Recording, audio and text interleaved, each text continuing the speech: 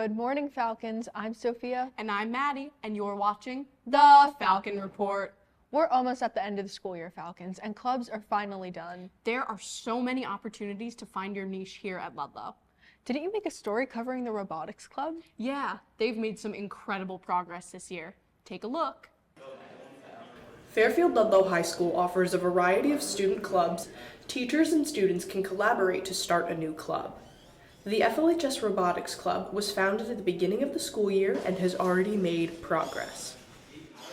So the Robotics Club is just a way to figure out how robots work, how to program them, and how to come up with the best design for the goal that we're trying to meet. Mostly we're working in teams because each team makes a separate robot, and then roughly there'd be a designer, builder, coder. The Robotics Club competes statewide. At their first competition, they placed 73rd out of 74 teams, but at their second, they placed 16th out of over 60 Connecticut high school teams.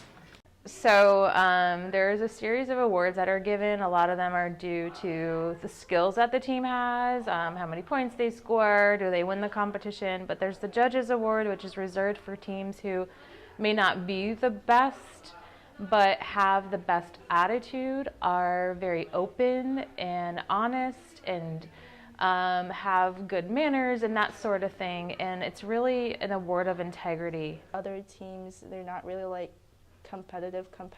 They really want to work with you, help you solve your problems. And overall, even though we may have gotten some bugs, some things that we had to fix, they were very open, and they helped us solve them.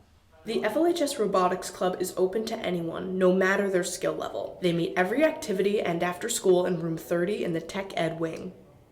Also, if you have any interest, I'd say in maybe STEM or engineering, this could be really insightful because it really gives you a deep look into the building and designing process.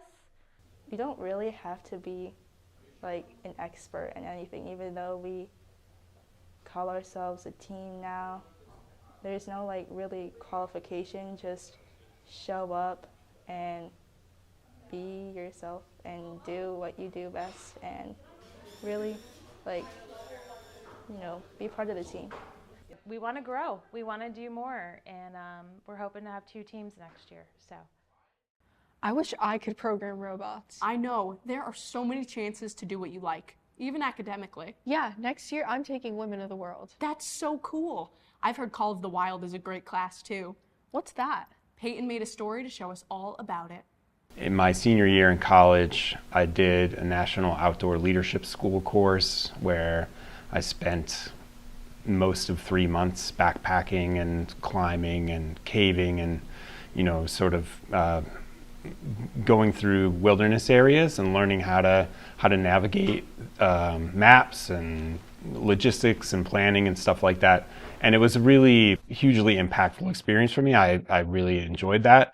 And so finding out that there was a course that was about people's relationship to nature was pretty exciting to me.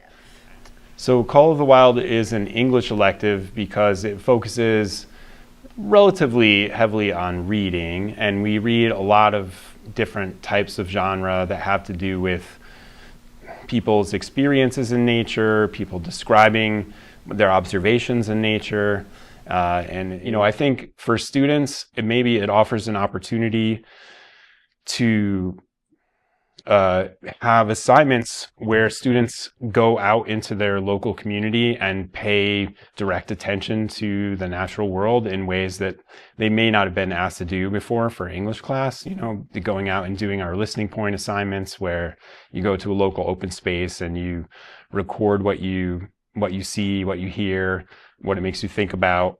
And, we practice different means of documenting it. So there are field trip opportunities. One of my favorite places to take students is Trout Brook Valley, which is part of the Aspetuck Land Trust holdings. And that property is over 1,000 acres. It's on the border of Easton, Weston, a little bit, I guess, on the border of Reading as well. But it's just a really cool property.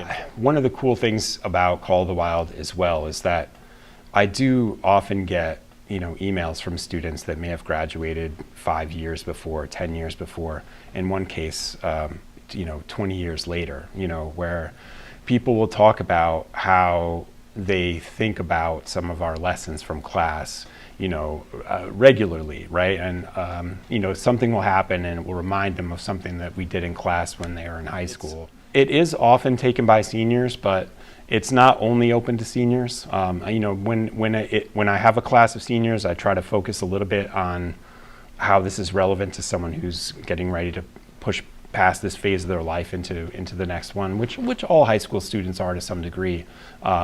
But it is certainly a class that's available to any. I think sophomores and above, can theoretically take the class. I encourage people, if you're interested in the natural world, if you're interested in the possibility of getting outside a little more and doing some hiking, doing some observation, then I think it's hopefully a good class for you. Well, that's all the time we have left for today, Falcons. Once again, I'm Maddie. And I'm Sophia, and this has been The Falcon Report.